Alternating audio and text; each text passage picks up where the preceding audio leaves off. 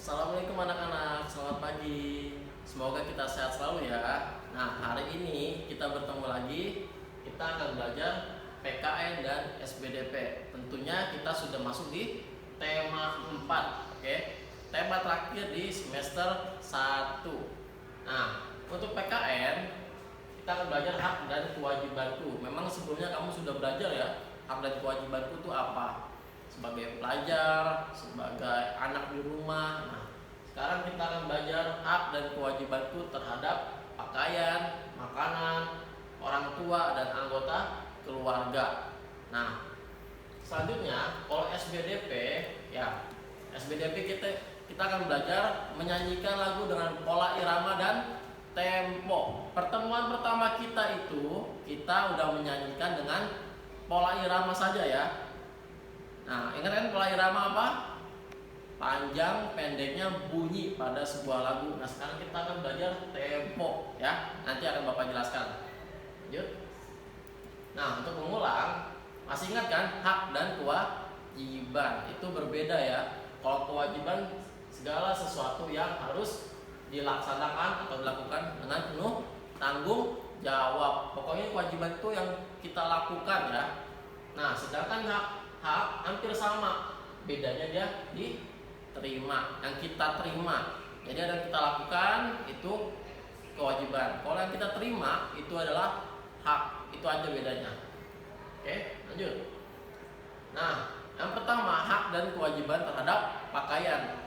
Kewajiban apa sih yang wajib kita lakukan terhadap pakaian? Nah, kalau pakaian yang kita kenakan kotor dan basah harus kita ganti ya, tentunya dengan yang bersih dan kering agar badan kita tidak terkena penyakit kulit. Kalau misalnya basah itu juga bisa membuat kita terkena flu ya. Nah, sekarang yang kedua, mengenakan seragam sesuai jadwalnya. Nah, sebagai pelajar kamu kan punya jadwalnya masing-masing. Nah, kalau misalnya nanti masuk sekolah lagi, ya berarti pakaiannya disesuaikan dengan jadwal yang sudah ditentukan oleh sekolah ya. Tuh. Kemudian yang kita lakukan pada pakaian yang ketiga, mempersiapkan pakaian yang akan dikenakan. Oke. Kalau misalnya mau besok pagi mau berpergian ke luar kota atau ke sekolah gitu ya, makanya siapkannya itu malam hari ya, agar ya, kita masih rileks untuk menyiapkan. Kalau misalnya ada yang hilang atau nggak tahu kemana, kaos kaki biasanya tinggal satu doang ya, nggak sepasang tuh kalau kaos kaki. Nah, makanya dari malam hari lah harus disiapkan, biar paginya kita ya fokus membersihkan diri, makan, dan habis itu langsung berangkat sekolah. Tidak perlu lagi sibuk mencari pakaian. Nah, kalau hak yang perlu kita terima nih terhadap pakaian ya, mendapatkan pakaian bersih ya. Nah, makanya kamu sebagai anak juga harus membantu orang tua. Kalau ketika ibu sedang mencuci pakaian gitu kan, kamu bantu. Sekalian kamu juga belajar caranya mencuci pakaian. Kemudian yang kedua, mendapat baju baru jika baju yang sekarang tidak muat atau rusak. Kamu kelas 3 itu termasuk umur pertumbuhan yang cepat ya. Nah, makanya kalau misalnya baru beli pakaian udah gak muat, atau kamu mungkin merasakan dari kelas 2 sekarang kelas 3 tinggi dan berat badan kamu itu bertumbuh sangat cepat. Nah, itulah makanya kalau misalnya bajunya udah sempit, sepatunya udah sempit, segera ganti, jangan dipaksakan kamu pakai ya. Ya, apalagi kalau sepatu, kalau kamu paksakan dengan pakai yang sepatu sempit, nah itu kaki bisa lecet seperti itu. Selanjutnya, nah ini hak dan kewajiban terhadap makanan ya. Yang kita lakukan terhadap makanan, pertama menghabiskan makan yang kita ambil. Mungkin kamu ada yang bilang, Pak kenyang Pak, ini makannya kebanyakan, terus saya udah gak kuat lagi, ntar muntah gimana Pak? Nah, makanya kamu kalau makan sesuaikan dengan porsinya. Jangan memang kamu lapar, mau makan aja dulu pokoknya banyak. Nah, jangan seperti itu ya. Porsinya dulu, kamu harus tahu porsi orang beda-beda ya. apalagi porsi bapak sama porsi kamu juga beda kan. Nah kamu harus tahu porsinya. Nah ketika kamu sudah mendapat porsi yang sesuai dengan kamu, ya habiskan makanan itu ya. Nah karena kalau tidak dihabiskan, bazir, sayang, nggak mau makan lagi, sisanya juga nggak ada kan. Nah padahal banyak ya saudara-saudara kita yang masih kesulitan untuk makan. Kemudian wajib dong kita berdoa sesudah dan sebelum. Siapa di sini yang kalau makan nggak berdoa nih? Ayo, nah nggak apa-apa kalau sekarang ya. Mungkin kamu belum tahu atau belum terbiasa. Nah selanjutnya usahakan rutin ya berdoa. Mau agama pun pasti ada doanya sebagai rasa syukur kita ya. Nah tidak mencela makanan. Maksudnya apa sih tidak mencela? Tahu nggak mencela? Siap. Artinya tuh mengejek ya. Misalnya mama kamu masak telur keasinan, habis itu langsung kamu teriak, "Mah, telurnya asin, udah gak mau makan." Jangan seperti itu ya. Oke, setidaknya kita nyambungnya melompat, setidaknya kita masih berterima kasih sama yang sudah menyiapkan makanan. Tuh, makanan itu nggak boleh celak, maupun kayak gimana rasanya harus kita syukuri ya. Oke, jangan diejek misalnya jelek hanya karena warna. Ya setidaknya selama itu layak dimakan, ya harus kita makan. Kalau memang udah gak layak, misalnya dibuat dari makanan yang sudah basi, bahan-bahan yang sudah udah kotor, terus banyak ulat atau segala macam, baru gak usah makan itu ya. Gak apa-apa itu mah harus dimakan. Oke. Nah kalau haknya apa sih?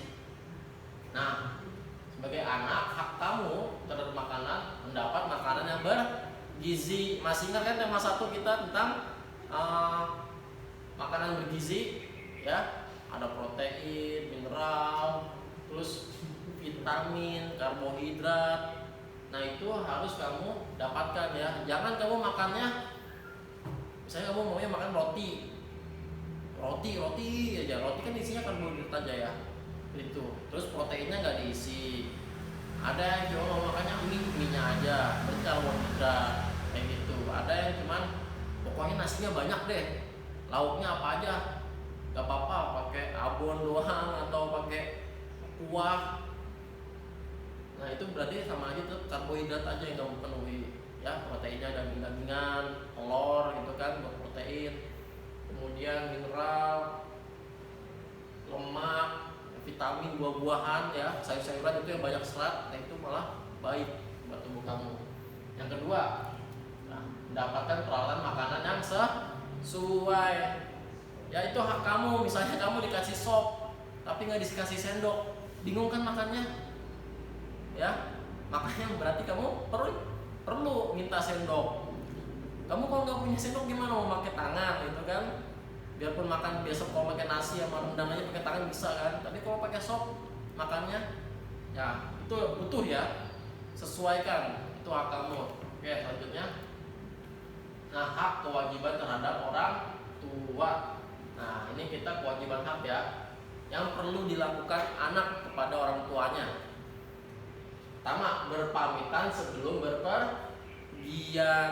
Nah kamu kalau misalnya mau pergi ya, biasanya kamu ke sekolah atau apa, pasti izin dulu ya. Apalagi kalau Indonesia itu budayanya cium tangan orang tua kamu, minta izin.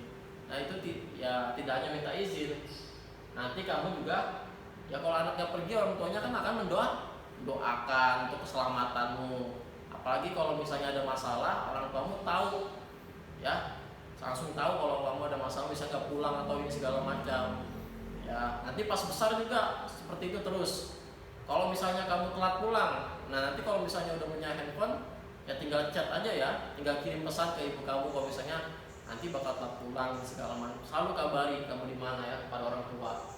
Kemudian yang ketiga, membantu tugas orang tua yang bisa kita bantu. Nah kamu kan masih kelas 3, ya bantulah yang menurutmu bisa kamu bantu. Kalau kamu nggak tahu ya tanya orang tua, setidaknya aku bisa bantu apa gitu kan ya. Pokoknya sebenarnya merhatiin lah ya, biar nanti pas besar ya kamu bisa melakukannya seperti itu. Ada lagi ya kewajiban anak Ya seperti contohnya menghormati orang tua itu udah pasti banget ya. Hak anak ya yang kita dapatkan nih sebagai anak dari orang tua. Yang pertama didoakan oleh orang tua ya. Tanpa kamu meminta pasti orang tua pun juga mendoakan yang baik buat kamu ya. Karena setiap orang tua itu pengen anaknya mendapatkan yang terbaik juga. Yang kedua mendapatkan kasih sayang ya. Ya dari bicara, kemudian dari mendidiknya di rumah seperti apa, kebiasaan-kebiasaan seperti apa, itu termasuk kasih sayang ya di rumah. Selanjutnya, nah tadi anak, sekarang orang tua ya, kewajiban orang tua memberikan kasih sayang ya, hampir-hampir mirip ini, dibalik-balik aja.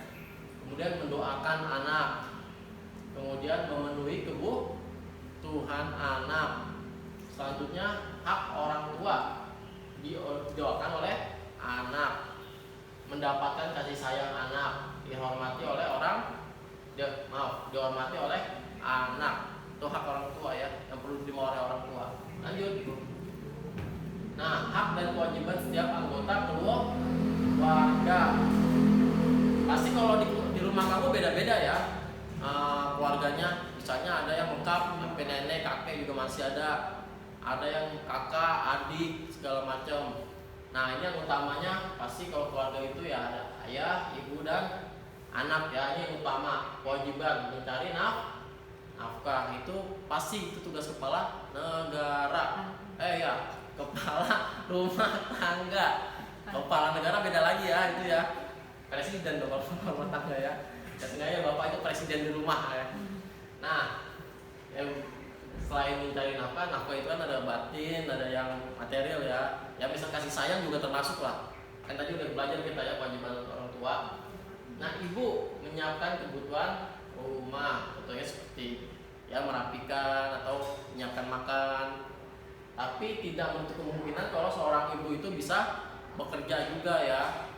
Karena misalnya ya selama bisa membantu suami atau untuk penghasilan sendiri. Ya namanya orang kan punya jenjang karirnya masing-masing, punya keinginan dan keputusannya sendiri, dan kita harus hargai.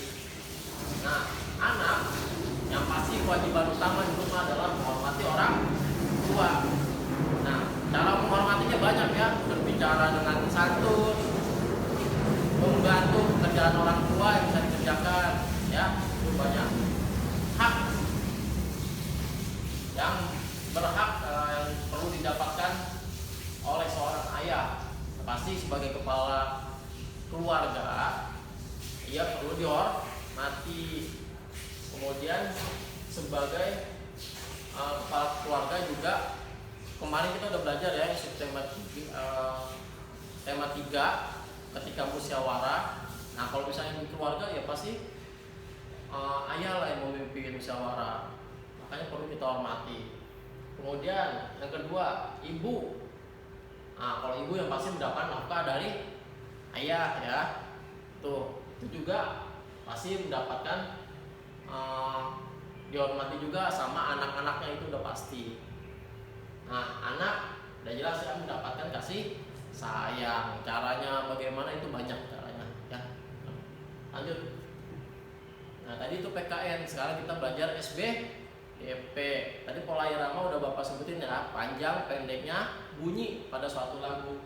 Sedangkan tempo adalah cepat lambatnya lagu dalam birama. Tahu nggak birama itu apa? Nanti ya kita bahas ya. Nah, tempo itu banyak banget deh pokoknya, banyak. Bapak juga kadang sering keliru nih. Setidaknya kamu hafalnya itu yang lambat, sedang, dan cepat ya. Ada gio lambat, andante itu sedang, allegro itu cepat, minimal itu aja ya. Kamu gak usah menghafalkan semua juga, itu kan masih kelas 3 juga kan, nanti kelas selanjutnya baru lanjut. Nah, tadi kan cepat lambatnya lagu dalam birama ya. Nah, ini maksudnya birama, tanda birama. Tanda birama itu ini nih. Ini tanda birama nih. Oke. 1/4, 2/4. Terus berapa lagi? 4/4, 6/4 pun juga ada. Ya, kayak misalnya nih 3/2 ini maksudnya apa? 3/2 itu maksudnya 6/4. Oke, ini maksudnya ada 2 nih. Tuh, 1, 2, 2. Nah, itu berarti ada 6 ketukan di sini. Nah, ini kan batasnya 4. Nah, 6/4 dibagi di, kamu udah belajar pecahan sederhana kan? Nah, pecahan sederhananya kan 3/2. Tuh maksudnya ya. Ini yang ya kamu belum belajar sih tanda-tanda seperti ini ya. Banyak deh pokoknya tandanya. Ada yang bulat aja, ada yang pakai tangkainya, ada yang pakai bendera. Itu beda-beda semuanya. Kamu di buku kamu juga nanti kita nyanyi lagu seperti ini. Kalau yang kosong nih misalnya, yang nggak hitam penuh.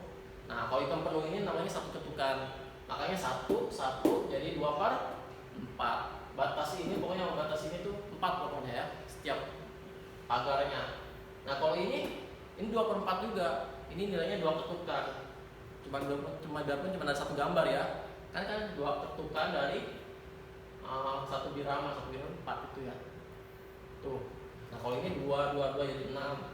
Ini 2 1 1 2 jadi 6 juga. Seperti itu ya. Ya pokoknya begitulah itu tanda birama. Kamu yang perlu tahu ini juga menentukan cepat lambatnya lagu ya. Ini sama ya pagar-pagar ini nanti kamu kalau belajar musik pasti paham. Oke, lanjut. Nah, ini nasihat ibu lagunya ya.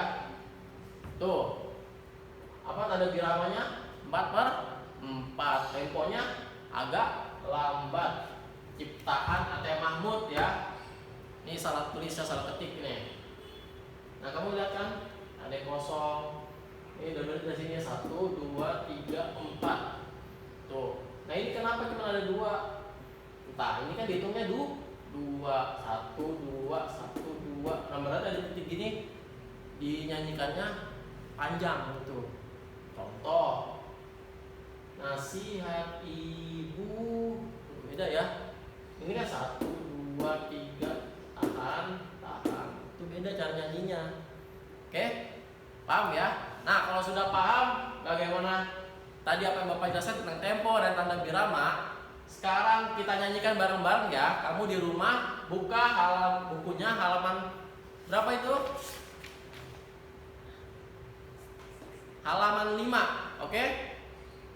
Bapak hitung ya, 5, 4, 3, 2, 1. Udah buka kan semuanya? Nah, siapin ya. Kita akan nyanyi. Ayo, Bapak Ibu Guru. Ibu Guru temenin ya.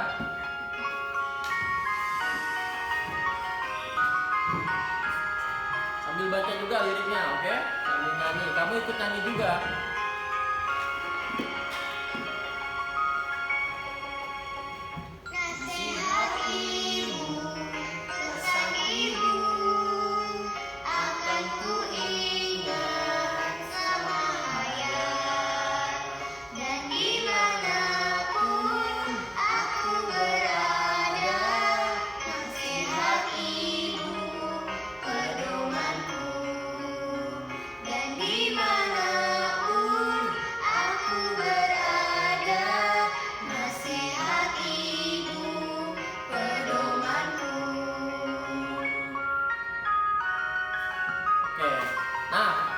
Itu tadi udah dinyanyikan ya, Bapak dan Ibu gurunya.